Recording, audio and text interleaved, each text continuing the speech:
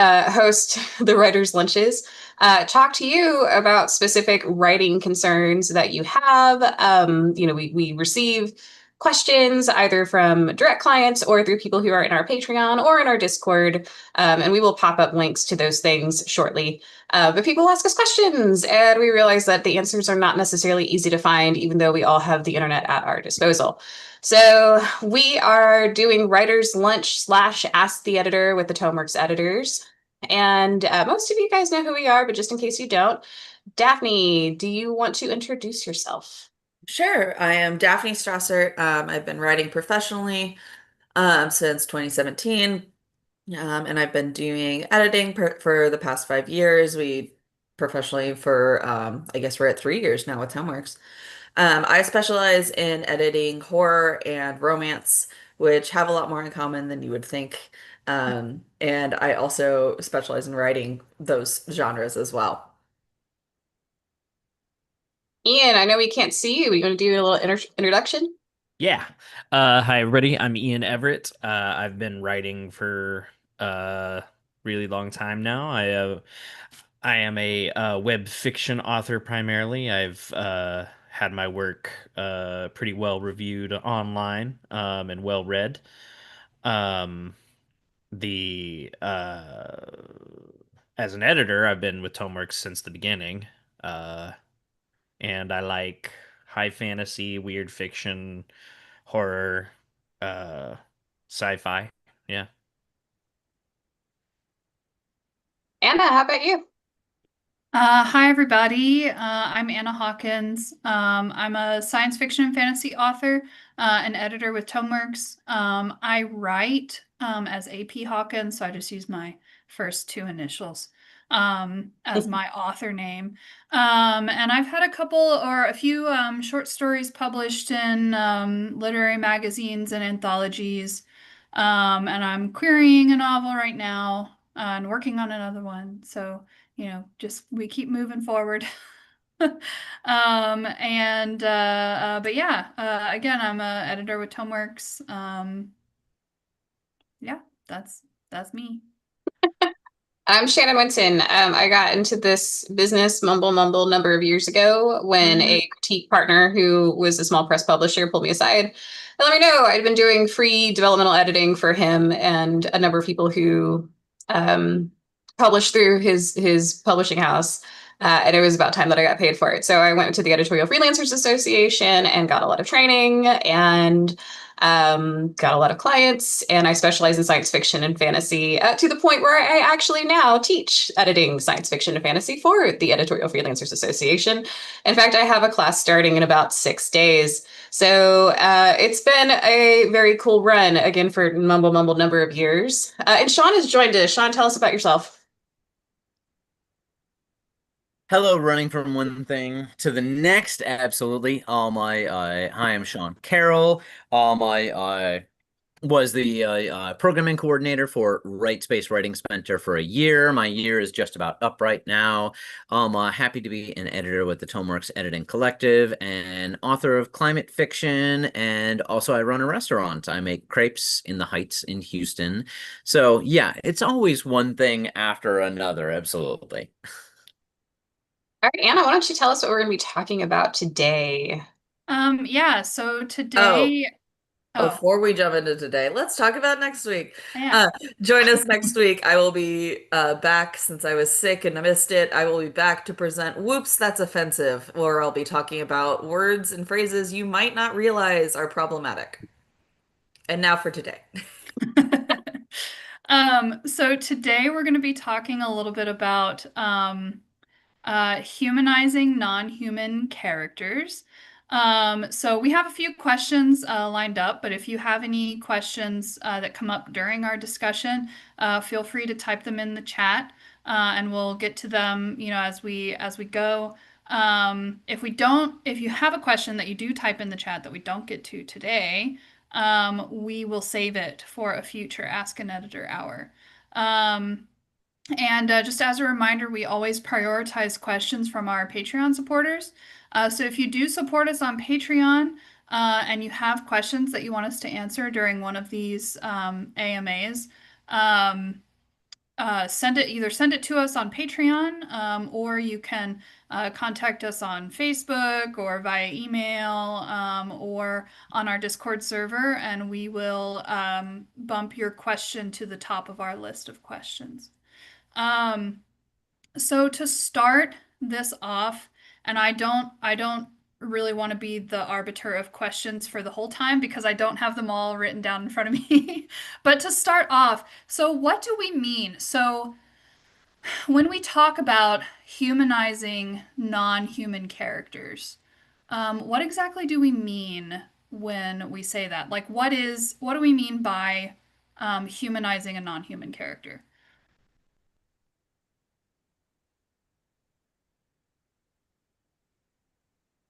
I And mean, you had thoughts on this earlier. in essence, like this is the human-centric, view of the world. You're looking at aliens, they look like us. You're looking at fantastic characters, they have feelings just like we do.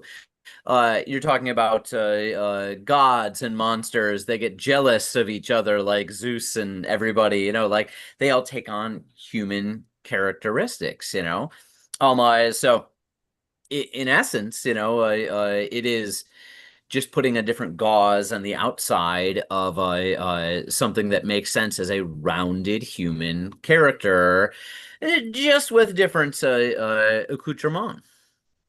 I feel like there's a difference here between giving non-humans human characteristics and creating non-human characters that readers empathize with, right? So not necessarily making my aliens look like humans, which I do anyway, but if I was to make a gelatinous octopus character, um, how do I make that a character that my readers will feel for, even if they don't have humanish traits? Yeah, I mean, I think there is a big difference between taking a non-human character and giving it humanizing elements versus taking a human character and give it like creaturizing or monsterizing. I just made those words up elements. So like a vampire, I consider to be pretty human. And under most circumstances, when you think about vampire lore, in popular fiction, they're very human. When you look at the folklore, they're very not human at that point. But most of what we see are characters that are extremely human that have monsteristic or monstrous characteristics added to them. But like you're saying, the octopus alien creature, it's supposed to be non-human, but we're supposed to also care about it and give it things that we can either sympathize or empathize with, to make it more human, to make it more of something that, provides you with an emotional impact. So I do think there's a big difference, but I kind of agree. The anthropomorphism is a big part of it. It has to be, in my opinion, very much not a Homo sapien like character in order for this to like truly apply. But that's my thought. Um, I love the idea of trying to come at it from a different way. Of trying to say we're going to use these animal social characteristics that humans have observed, but humans are observing them and relating them, like the octopus city they just found. They called it a city. The octopi even think of that as a city. Like Yeah. it's really hard to get out of that, and so I'm like, embracing the idea of that. I mean, yeah, I so I'm think one of those people that I love my Roomba and I don't want it to feel left out. And my husband's like, it's literally a robot, Daphne. It doesn't have feelings. But I cried when we got rid of our last Roomba.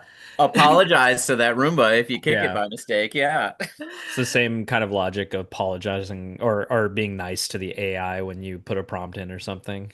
Please and thank you. Yeah. Yeah. Mine responds positively to that. My Alexa does at least. If I say, Yeah. please do this, and it'll be like, it's a joy to work with you, or whatever. Like it has like a, you know, have a pleasant day. Whereas if I was like, do this, it'll be like, okay, You sorry, receive what go you on. get, what No, you give. I just agree with Daphne. We have a really strong ability and sense to anthropomorphize things all the time. And we do it with like we look for faces in rocks. I think it's just like a pattern recognition thing for us. yeah, I think it's really important, and I'm sorry, it's hard for me to like contribute because I'm taking notes at the same time. So it's really hard for me to like get my thoughts in order when I'm trying to write down what everyone else is saying. But I think it's really important to to find those human characteristics in non-human characters, particularly when those non-human characters are like a principal character in your story or especially a POV character because you don't necessarily need your readers to empathize with monsters if they're the villains. You don't really need to empathize with, the orcs in Lord of the Rings. But if you are writing from the perspective of an orc in Lord of the Rings, your readers have to be able to empathize with that character on some level. Hmm. And so you have to give it some sort of humanizing characteristic, some sort of internal conflict, something that your readers can like latch onto to become invested in wanting to follow this character. Hmm. I mean, so that leads into one of the questions that we had, which was why does this matter? Why is it important that your readers care about non-human creatures, non-human characters? So a lot of us write science fiction or fantasy, and those characters may be your main characters. They're the driver of your story. They have to stand in as your hero or as your antagonist. I mean, and granted, you can have non-human characters that act as sort of a environmental constraint, and that'd be perfectly valid. As you said, like the orcs in mass don't necessarily need to be humanized, but if the story is from the point of view of an orc, then you want that one to have a sense of knowability, that the reader can understand them. Because if they don't care about the characters they're following, they will stop reading the book. And so the end all be all to me of this question is like, do you want people to care enough to read your book? Then they have to be able to follow the characters who are the primary leads. If they can't follow the characters who are the primary leads or understand what they're doing or be able to like even get the physics of the societal mechanisms, that are causing other events to happen, then it doesn't even come across as a nature documentary. It just will simply be boring for the majority of your readership. So it comes down to like understanding how people engage with story. John looks like he wants to fight me. Oh, no, no, not so much. I want to cite two things. Lindsay Ellis, who's a YouTube essayist, but has published a couple of sci-fi novels, and her novel, Axiom's End, where she really tries to humanize an alien species that is looking down on humans very much. Like humans have done experiments like, let's try and implant electrodes into a cockroach and make them move around and do things we want them to do. It's just interesting. We're just learning about nerves. Okay, but you're puppet mastering a cockroach. That's like kind of an example of a plot point in this novel. Um, and so it takes a while before the alien and therefore the reader becomes something more than a monster. And that humanization is very interesting. I think she does a very good sociological job of playing with it. Also, as well, Xian Liu and the Three Body Problem, my trilogy and all, has a very interesting alien with the extrasolarians who are living on a planet nearby. And it's constantly under threat of destruction. They're living in just the worst possible environment. And so they want to conquer the Earth. And on some higher levels, maybe empathy and stuff like that, like let's live together or something like that. It doesn't really click or seem very human, but on a very base instinct of I want to survive, I want to perpetuate my species. This is still human centric, and is definitely something that is important. getting on further into the novel, it's not a spoiler, it's been out for 10 years, yada yada. When you get to some other alien races that they bring up in this, they're truly incomprehensible. And this leads to the idea of the dark forest, you know. So if I'm thinking of, you know, how to bring characters in and make them rounded characters if they're not quite human, I'm going to use it, you know, human centric stuff because I want my reader to relate to it. That's who is going to. If instead people's aliens motivations, you know, are completely unknowable, don't even say anything. And I think he goes to great lengths to explain how uh if it is true that there are other intelligences out there that we cannot understand, do not even engage, do not even attempt to touch them, because if you have a fundamental disagreement, you might just get flattened. And so that becomes that monster that like you know, beyond Zeus, you know, like very primeval view of a vengeful god kind of thing. I think You're you not bring worried up about motivations. an interesting point about humanizing characters because you um mentioned things that are not necessarily the best traits of humanity, right? And that's important because even if you're creating these terrible villains, you don't necessarily need to give them like a tragic backstory or like something that makes us love them. You can give them the very human traits of cruelty and greed. And those things are still relatable, although they're not things that we look to as being desirable. I think But that's a good way to put oh, it go because ahead. I don't think I gave an option for the negative traits when I made my statement, but I'm glad you pointed that out because you know, again, understanding the motivations gives the anchor that the reader needs, even if those motivations are awful. Or things that are counter to what you would want. But you know, getting it, especially when you look towards darker stories, we've kind of like lean towards horror in this conversation, but there are a lot of times where your antagonistic forces in horror, they're knowable only to like a very small amount, but it's enough, you know, to get you anchored. Or, you know, again, it's like, you know, the horde of whatever being the environment, and they might be creatures, they may be alive, but they may not be human enough because it is a mass in some way, and it's still scary as shit without giving it human characteristics. But yeah, I thank you, Daphne, for pointing out the negatives. I think that humans, this is not one of our best traits, but humans love to create the other, right? We love to have us and them.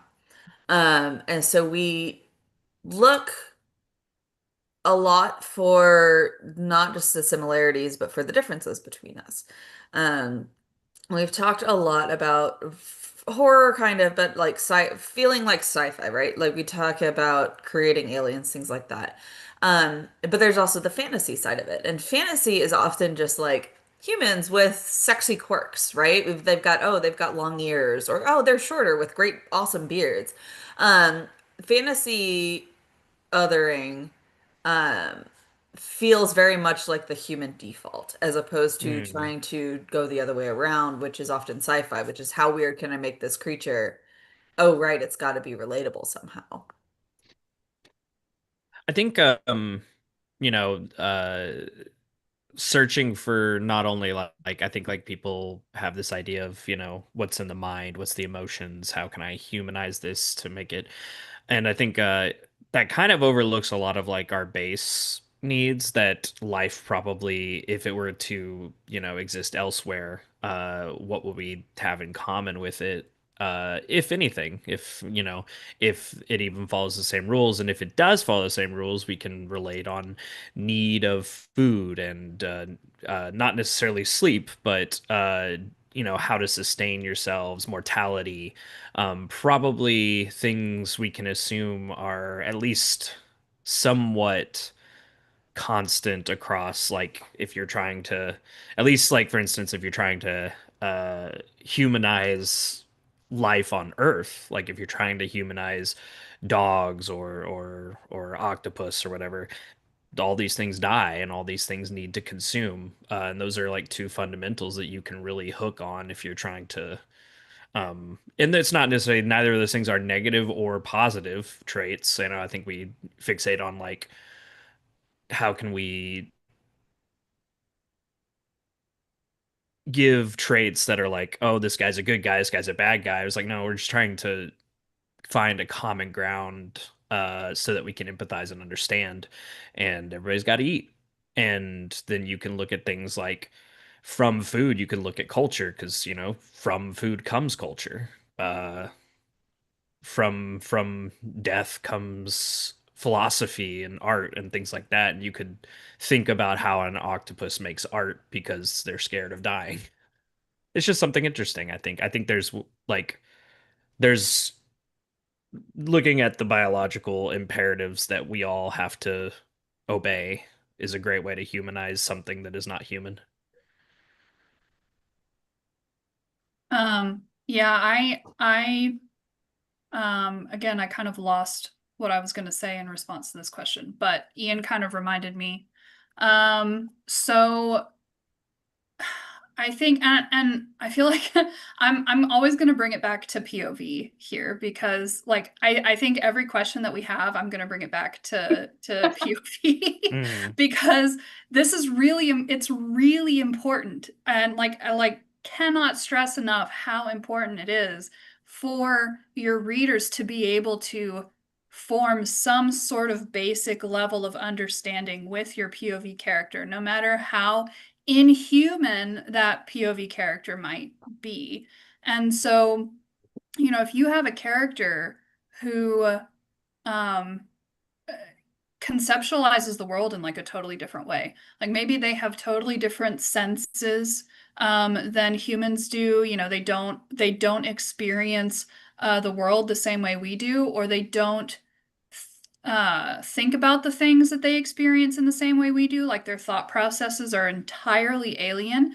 Um, you as the author still have to figure out a way to get that little thread of something recognizable in there.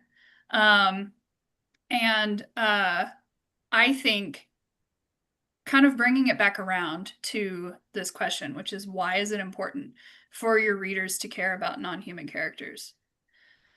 I think it's part of our duty as authors, and I said this. So we had a panel at Comic Palooza that was about creating aliens, and I moderated this panel.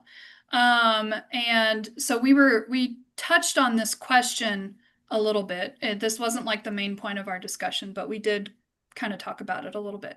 And I think it's our job as authors to humanize the inhuman, to take, you know, the other and turn it into something that we relate to as humans because um you know, art is and writing is saying something, right, about humanity, about, you know, who we are, and why we're here, and, you know, whatever. And if we're wanting to appeal to like the higher level ideals of humanity, then we kind of have to um it's kind of our job to help our readers learn how to empathize with things that are entirely alien to them. Because if they can learn how to do it in fiction, they can learn how to do it in real life too. And so, you know, if we're wanting to like bring humanity closer together, then we can start as authors by bringing humanity closer to the alien. Um, so, I feel like that's a very noble way of thinking about it, but you can also think about it as being terrifying. If I add a human element to something that is truly monstrous and horrifying, then it can create this existential dread of like, oh, I could be that too. mhm. Yeah. Well, and you know, one of the guys in my panel actually pointed out, he was like, "Well, you know, I don't want to humanize, you know, like Cthulhu, but Cthulhu has been humanized. It's already been done. There's all kinds of, cutified Cthulhu merch out there, Cat Yeah. Cthulhu, Kawaii Cthulhu. I mean, Um, if and Cthulhu, if you really need to know who can humanize anything, it's the romance genre. right? And like, Cthulhu has even in the original Lovecraftian mythos, Cthulhu has people who like worship it. And so Mm. like there is something that people have kind of like always seen, or that people can always kind of find in the alien and in the other that they can relate to, whether they just want to uh be subjugated by it, or be an equal and stand together with it. So See, now you're coming to a very human character, and the idea of some people just want to watch the world burn, which is from the Joker, which is a very human, character for sure. Someone frustrated with society, with their place in society, and lashes out towards that. Who are the cultists for Cthulhu? People wishing for the destruction of the world. That person you cited, I think, because I was at that panel, was Christopher Rocchio, mhm. who keeps a lot of aliens in his novels, Mm. and in that respect has a POV character who really feels like, no, we can come to some understanding with them. Like we can negotiate with these aliens. And over the course of several novels, is like changed his mind. No, they only understand power. And I love this, linguistic folks out there. My their word for peace is submission. And so peace means I am below you. And so at this time that they're trying to negotiate in one of these novels, they're just having this linguistic trip up. Like, we want to have peace with you. You want to, me to be subjected to you? No, I would never. I and so through this, is the idea as well of the in linguistics, that language creates mind, or language creates meaning.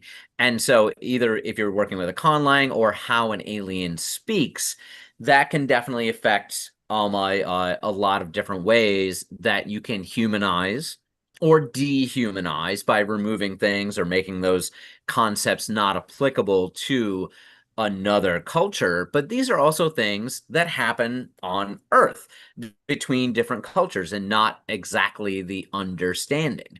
Jacques Derrida and the idea of différance, which is purposely a misspelling of difference or différance in French. And the idea that language is always changing, meaning is always changing. And so when we're reading, something, and we're trying to read it of an outside human species, we can play with that. As the writer, we can mess with the idea of what do they understand, what do they not understand, and how does that relate to my reader.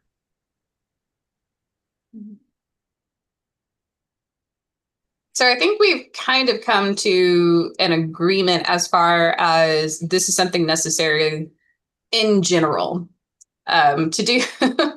Not necessarily for every single character who is a non-human, but in general, we agree like you should be able to either make your characters empathetic or sympathetic, or have them be knowable to apply your themes to them, or as Sean said, try to show a juxtaposition between different characteristics, whether they be human or alien or what have you, so that we have a better sense of the universe.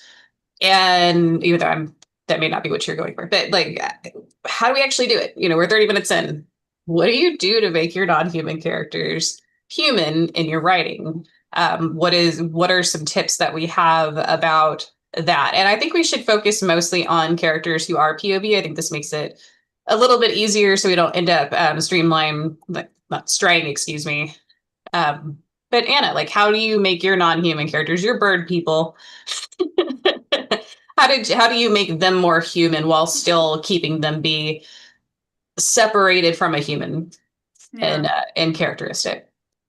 Um, you know, I think it is a matter of like how I deal with the POV and the narrative. Like they have emotions and you know, reactions to things that are very human and very relatable to people or that are supposed to be.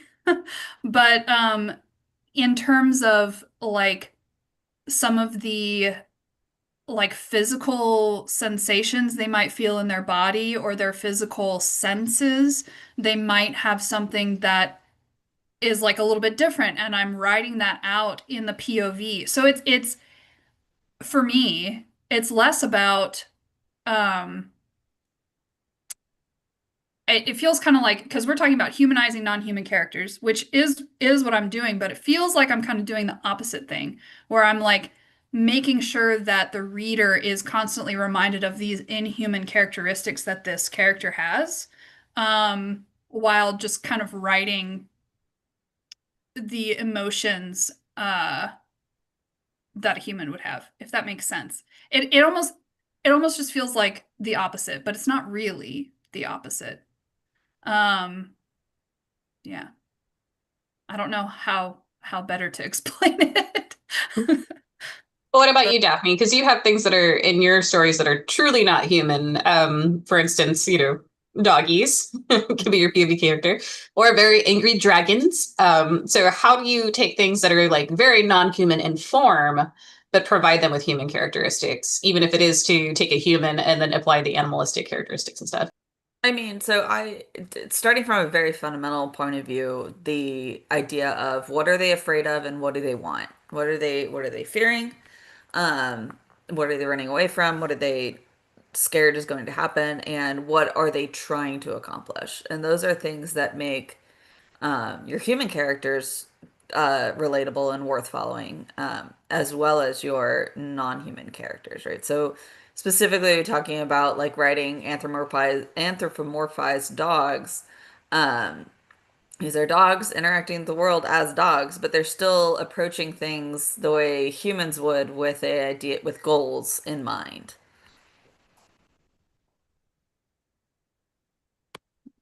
I think that uh, do octopi have wants, fears, desires? I don't know. Most creatures don't want to be hurt.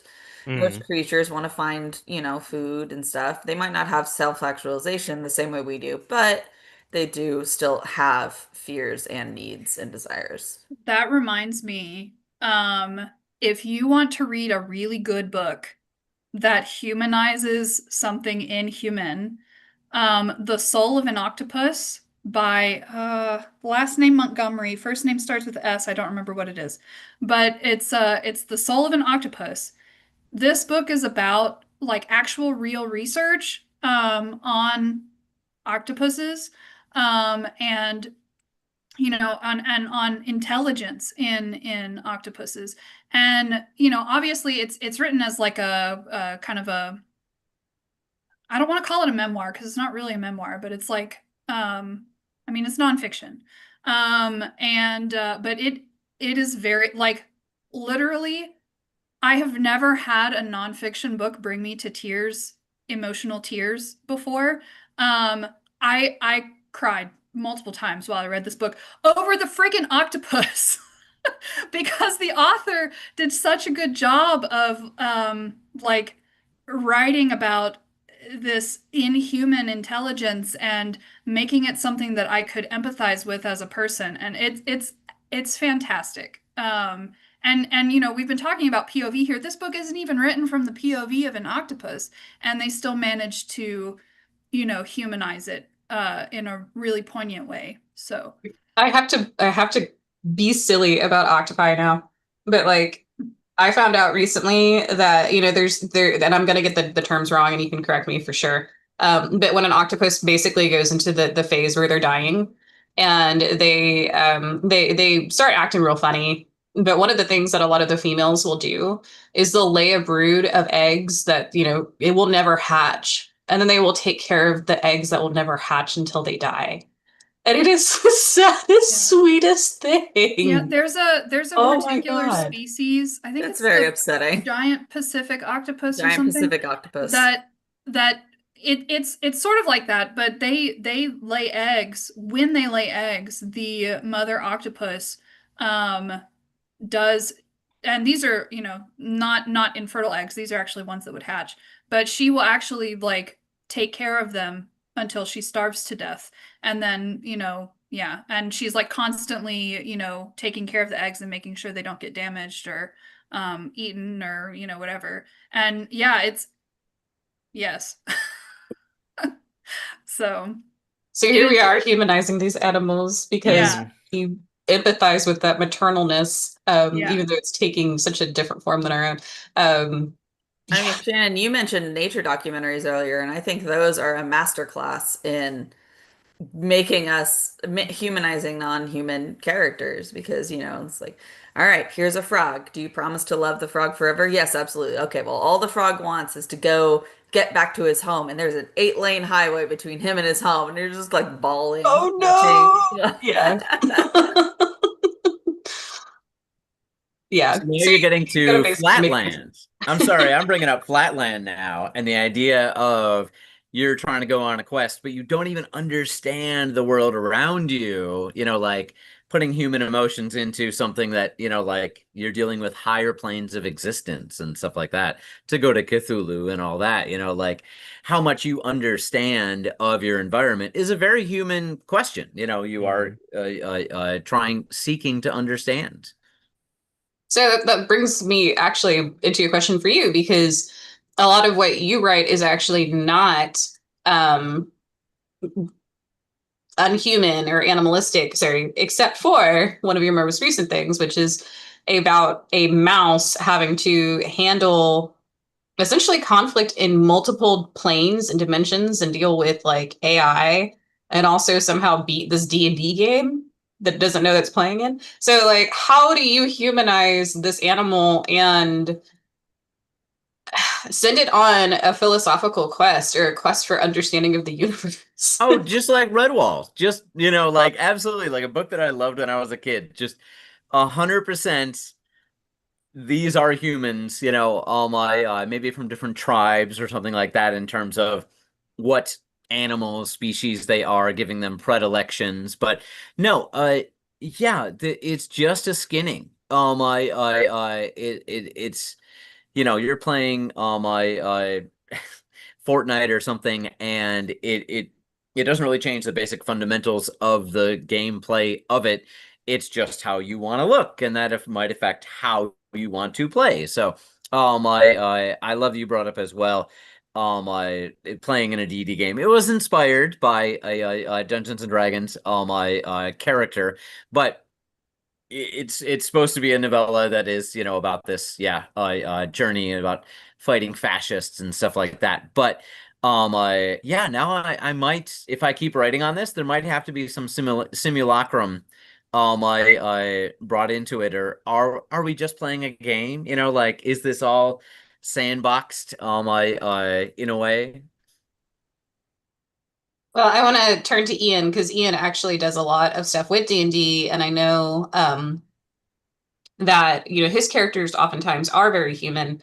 except he does have these sort of supernatural elements or creatures that start off human, but on an ethereal level are altered and become, non-human. So, Ian, I'd love you to talk about how to actually strip away the humanity of your characters. And again, you write superhero fiction, and this is usually in relation to, a battle or something going wrong. Um, and it'll end up destroying like the entire space between like Pasadena and Galveston, if I remember correctly for one of them. But where do you find the line weaves in this regard? So for me, and this kind of goes back to my point about humanizing stuff, humanizing things based off of, biological imperatives like hunger and desire. The things that happened with like my supernatural stuff in, for example, a fraction of his power, uh pushing people away from humanity means like disembodying them from that physical element. Um, so, the main one of the main antagonists is basically a ghost and acts in extremely inhuman ways because he has not had a body for so long. Um, Another big element of one of the uh, one of the I don't want to call her an antagonist, but hazards of the story. She has also been disembodied, and so to me that disembodiment where they're just like beings of pure uh, mental and psychic being, they lose that humanity.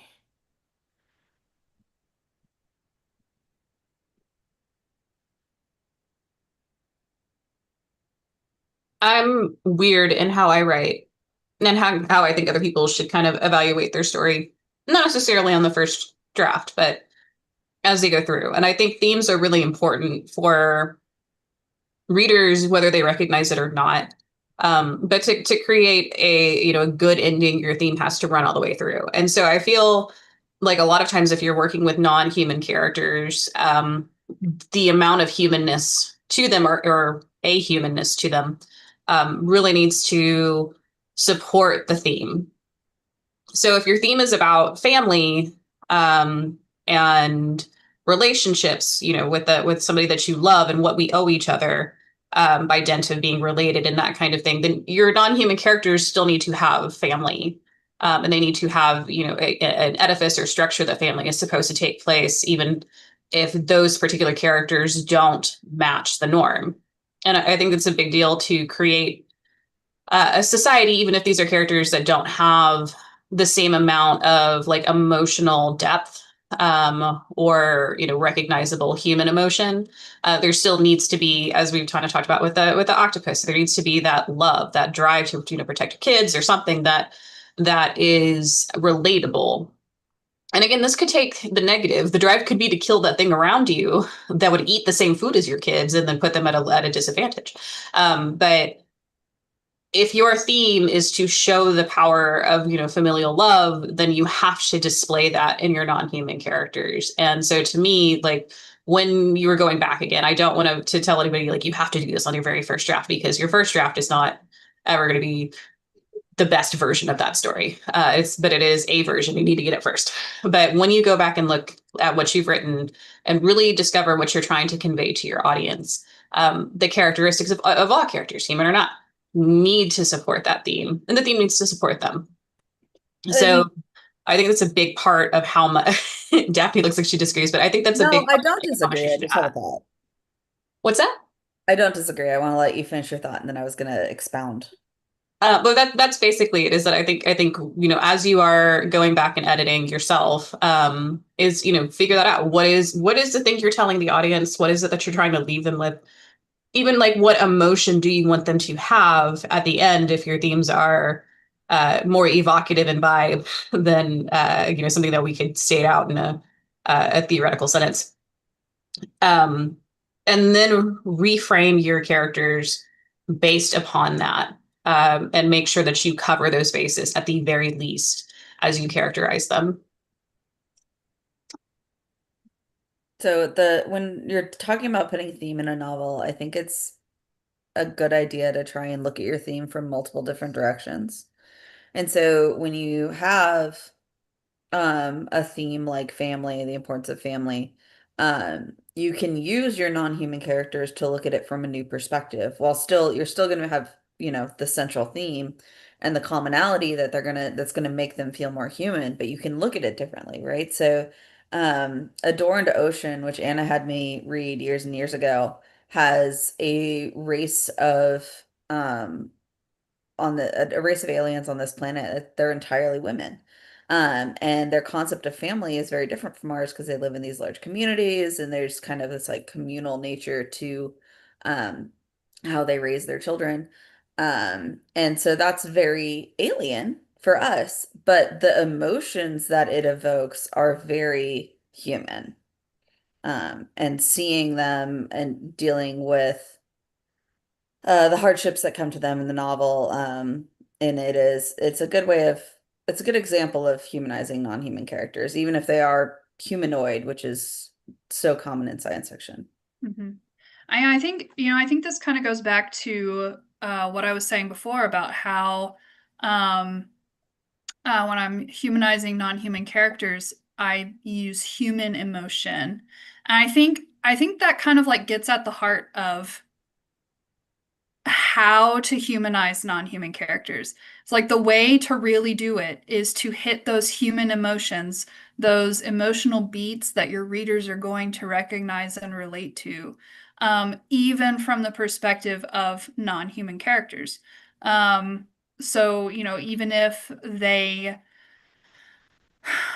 like with A Door into Ocean, even if they have a concept of family that's entirely different, or if they, um, have a concept of ethics that's entirely different from ours. The emotions that they feel and the kind of feelings that are kind of drawn out by either human characters interacting with them or just writing about them should be something that is recognizable, and that's how you can kind of inject that humanity into something that's really inhuman. Um, yeah. Does anyone else have a point about this? Because we have about 10 minutes left, and there was one other question that I wanted to bring up, Yeah, but I Bring don't want it. to like cut anybody off. You said bring it? yeah. Okay.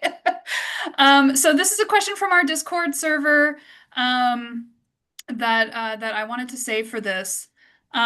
So if you have a character that you don't want to humanize or that maybe shouldn't be humanized for purposes of your narrative, how can you avoid humanizing them, even if they're a POV character? Do we have information as to what the genre is by chance? Um, I believe the genre is space opera, but I could be wrong. Let me look. I mean, what do they mean by they don't want you to humanize it? 'Cause my first instinct is, I mean, if we're speaking in English and we're writing it down, it's going to be near impossible not to use some sort of sensory information that's going to feel human. Like, if you just don't want people to relate to them, then you choose the terrible parts of humanity. Well, that's still in relation though, but the non-understanding, I don't always want to recommend reading Cthulhu stories and stuff like that, but that existential horror is, is that's its bread and butter. Not understanding what is happening. But linguistics, very much you can mess with that. Of this alien species does not understand, concepts that should seem important to the reader. I and the idea of I what am I thinking?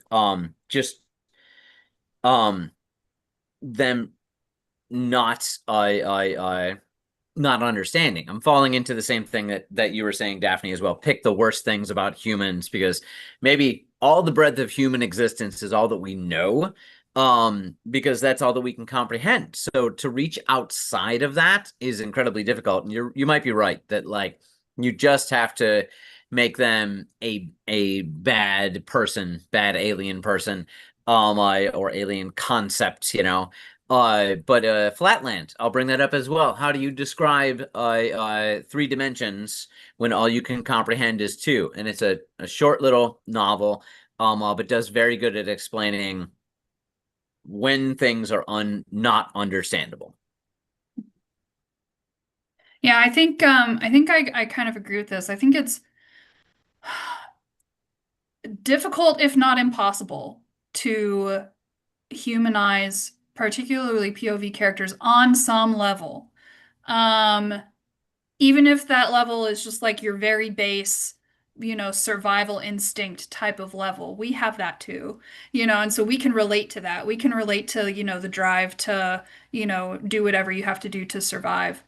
Um, but I think that there are a lot of ways that you can make that POV feel more alien. And I think, Sean, you touched on it a little bit where, talking about, the alien doesn't understand concepts that are important to humanity. Like maybe the alien just doesn't understand family, or it or at least like not in the way we do at all, or in a way that would be relatable to us at all. Um, and actually, as I'm thinking about this, um, there's a good example. So there's a TV show. Oh my God, what's it called? With Alan Tudyk in it. He plays an alien. Oh, Alan Tudyk, Yeah, this Resident Alien. Resident Okay, Alien. yeah, Thank that you. one. Oh The yeah. name just like completely escaped me. So yeah, yeah. So Resident Alien, the alien character has very little understand, like even living among humanity, he like does not relate to people at all, and he has very little understanding of why humanity is the way it is, and yet he is still humanized. And the people around him, the people who he interacts with, they find some way to get along with him and to like him, and he ends up liking them as well, over time. He probably wouldn't admit it, but um but I think it's very difficult. But I think that, giving your alien characters uh, inhuman senses, or a lack of understanding of human concepts, and things like that can help them feel more alien, and less humanized. And Susan, I see you have a comment or a question. I'm gonna say goodbye to Ian. He's got to run. Oh, yeah, bye, And I Ian. do want to get to Susan's question, but I do also have another thing to say about this. Like, it's going to be very rare that you want to truly remove all human depth, emotion, or sympathy. And I think one of the things that we touched on, specifically Daphne, that brought up that the negative human traits are also still human traits. And so if you are writing a POV character that you don't want the reader to sympathize with, and you think that you should remove all human traits, that may not actually be the goal. The goal may be to make the alien character or the other character comprehensible, but not likable. And so I think there's a distinguishing set of characteristic that you would need to put into that character, because your reader again is still going to need to understand motivation without liking that character. And you can do that with human characters too. You can make somebody completely odious, but still be like followable. That there's a logic to their action. There's a logic to how they're antagonizing your actual protagonist or your primary characters. So even with a point of view that is significantly different than ours, as an author, you need to figure out what the reader is actually supposed to be able to understand and anticipate about cause and effect, inside of that character's like purview. And then, add the worst version I'll, of I'll say humanity to I'll make it say this as understandable. well, real quick, before Susan. My nonsense, and this is the thinking of the fantasy realm and the fae. What fairies value and have reasons for. They seem like nonsense to us. They seem way out of proportion and very weird. But that's another way of incomprehensibility, is nonsense as well. I think we actually have the original question asker here with us. It's Ryan says, by analogy, my original question on the Discord would be like telling a Jedi story from the perspective of the Force. So it's more like how to, if I understand this correctly, make the humans the bad guys uh, in the eyes of the person who we're following at that point in the story. Um, and I mean, honestly, I think that could be pretty easy. You just take whatever their values are and make them considered bad by your protagonist. And yeah, it's swapping perspectives. So if somebody really values family to the detriment of society, then you make society more important than family for that character. If somebody is willing to kill to keep their kids safe, and that's bad for the collective, the collective in this character's eyes must be more important. And I think you can do that too with non-human characters. Just figure out what you consider to be the most beneficial elements of your more human characters and curdle them in the perspective of that antagonistic character. And try to make it, a legitimate beef. In my opinion, the more realistic you can get with your perspectives, even if you are writing in speculative genres, the more understandable that character becomes, even if it's not something that is empathetic for a reader. All right, Susan. Yeah, it was about Resident Alien. I think it's very interesting because that character is living with two different perspectives. His alien emotional perspective and intellectual perspective, which does not believe human life is necessary and that it's okay for it to just disappear. And actually, I think also his own people, I think that they do stuff to each other as when they hatch from eggs. I can't remember exactly now. Yeah. But even up Yeah, to I think the he last, says they eat each other as hatchlings. yeah, right. But Yeah. even up until the last show that I saw, the last season that was available, he is still grappling with this. He Mhm. absorbs the human emotions and Yeah. finds and feels love, and at the same time he has these other ones, and they're fighting against each other Mhm. constantly. So it's a very interesting example. Yeah. Yeah, it becomes a really compelling like internal conflict for his character because he's struggling against this his entire concept of the world, right? That he's had his whole life. And now all of a sudden he's experiencing, life as a human for the most part. And he's, learning that they are a lot more than what his people have always assumed. And he's like actually experiencing, human emotions and things like that. And it is a real struggle for his character. And like, it's played kind of comedically, but it's a really poignant struggle. Um, it's really compelling. I do really like that show. It's a really compelling internal conflict for sure. Okay, we are a few minutes over. Did anybody have any last minute questions? And then Ryan, since you were the original question asker, did we actually cover your question? Or was there any sort of follow-up to make our feedback more human and understandable and sympathetic and empathetic? The feedback was very human. All I think right, I got it. Jackie. Oh, I think I heard somebody. I'm I sorry. think we covered it. Okay, wonderful. Daphne, why don't you tell us again what we're going to be doing next week? Yep, next week we're going to be doing Whoops, That's Offensive. And I have compiled a number of relatively common phrases and words and ways of speaking that are actually problematic. And we'll talk about why that matters, why you should care, and how you can use it in your writing, not just to eliminate it, but sometimes to add flavor. So yeah, so we're gonna talk about that. Whoops, it's offensive. And just a reminder, you can join our Discord. I did put the invite into the chat. I'm going to do it again, and I'll add it to our live stream later on. But you can also join our Patreon. We have a lot of different tiers where you can get services from, an actual editor, one of the ones here on the screen.